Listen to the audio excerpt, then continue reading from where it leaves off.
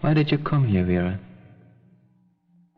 Hello, I'm Dylan, and this is Psych for Psych. Today we're going to be analyzing a video from the 1950s of a woman who has schizophrenia and who's being interviewed inside of an asylum. Schizophrenia is a severe mental disorder that's primarily characterized by hallucinations, delusions, and disorganized thinking, but there are many other symptoms that people can experience. Let's jump into it.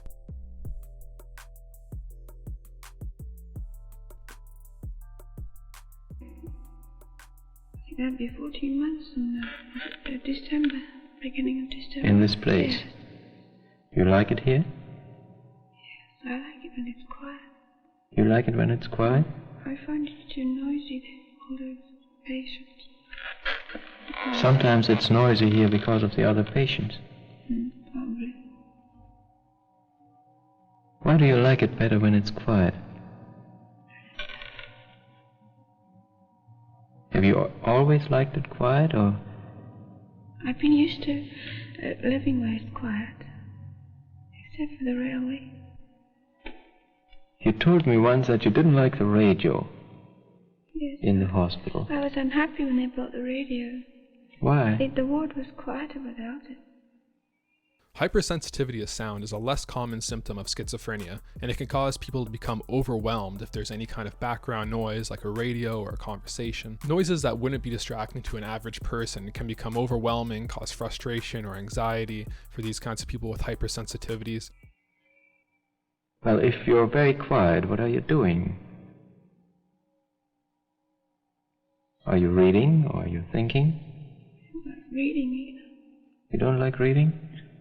What are you doing?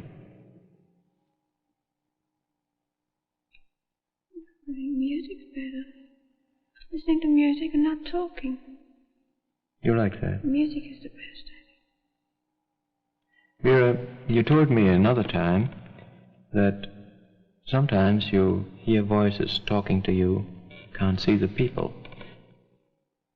Does that happen often? Yes, I think it's all day. All day? Yes, I don't think my head's ever been free of anybody talking. Can you hear them now? Since I was a young girl. So hearing voices is a pretty common symptom of schizophrenia, but it's more rare to have continuous auditory hallucinations going on all the time like this woman's describing. Also, women typically develop schizophrenia between 20 and 30 years of age, so if she's describing having symptoms as a young girl, then that means that she had a pretty early onset of symptoms. Can you hear them now? It's quieter now. Or will be quiet? And I can talk, huh? And I can talk without them. You can talk without whom? They take away my talking.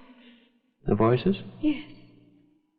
How do they do it? I don't know.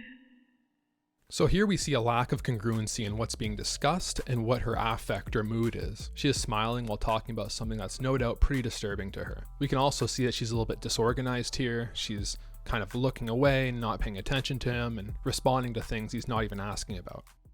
Can you tell me what they're saying?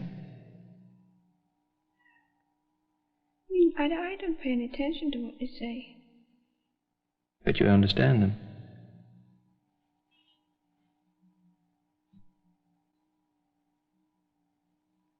Why did you come here, Vera? So here we can see a bit of defensiveness. He's asking her what the voices say, and she's saying that she doesn't even pay attention to them. He then follows up with, well, you understand them, and she just looks at the camera and then looks down at the floor. It's possible that she's ashamed or afraid to tell him what the auditory hallucinations are saying to her. These hallucinations can be really critical of the person. They could be inappropriate things being said to the person, so she's not so inclined to share that with this person, especially when she's being recorded. Why did you come here, Vera? Must have been sick. Are you still sick? No, I'm much better now.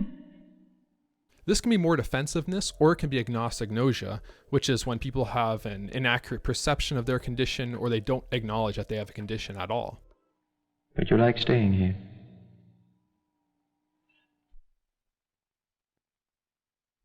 Have you seen your family lately? No, I haven't. Well, aren't you feeling lonesome? Yes, I was wishing I had a visitor. They haven't seen you for a long time? No. So this is sad right here. In the 1950s and around that time, it wasn't uncommon for people to drop off family members at asylums with the intention of never seeing them again. Have you written them? No, I haven't. I don't like writing letters. So here we can see some incongruence again. She's talking about how she hasn't written her family for a while and she's probably experiencing some shame or sadness, yet she smiles.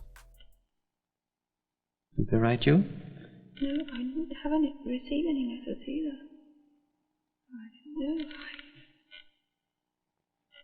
Think you might have a visit soon? Possibly, if I'm good.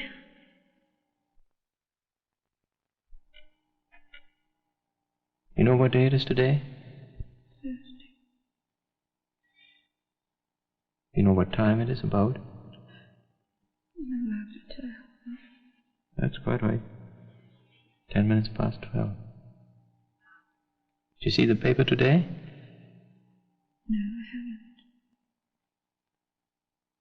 Why not?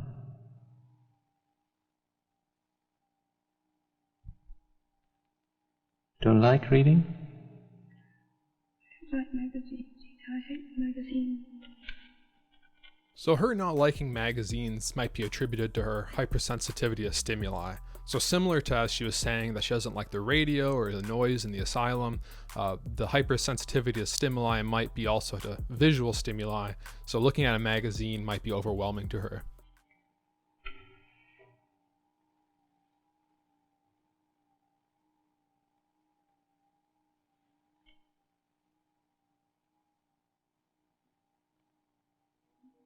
In my head up there?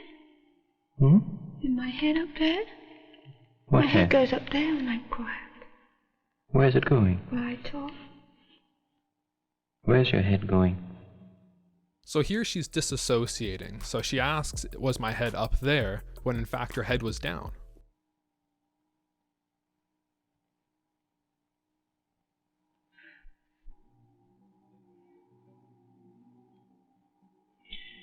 What would you like to do now, Vera? I was playing the piano. I was enjoying playing the piano for a few minutes. And afterwards, what are you going to do next year?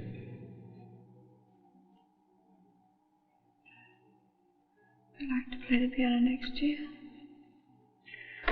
Well, let's suppose, just for a minute, that you would have $100,000. Yeah. What would you do with it?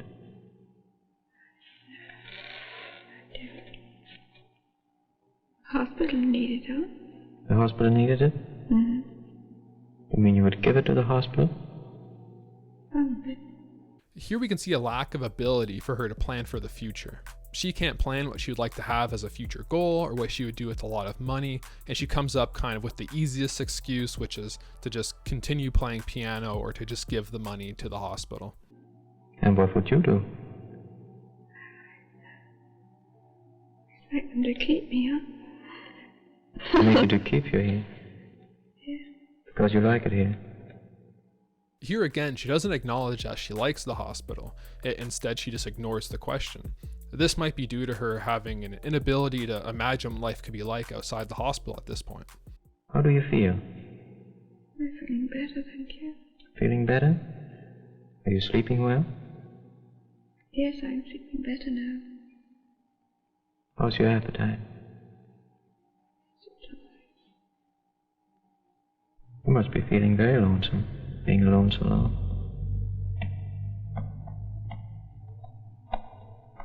Are you? Yes, I was lonely, yes.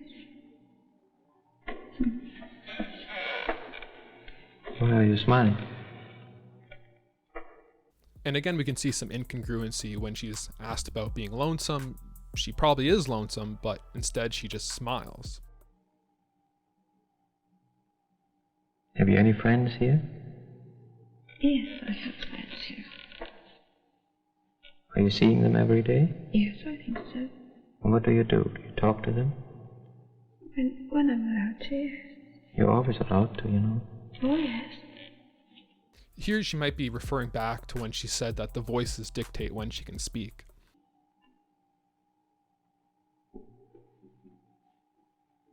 And what would you like to do now? Probably it's time to go back for lunch, huh? You just had your lunch. Huh? How long ago? Half an hour. Half an hour. Are you hungry again? No. Well, let's go anyway. Perhaps we get a cup of coffee. Yes? All right. Why would I make it? Here we see some more disorganization. She asks if she can go for lunch, but then she admits that she just came from lunch and she's not even hungry. So that's going to do it for today. That's been a pretty interesting old video, and I hope you enjoyed my analysis of it. If you got some value out of this, please consider dropping a like or subscribing. Thank you for watching. I'm Dylan, and this is Psych for Psych.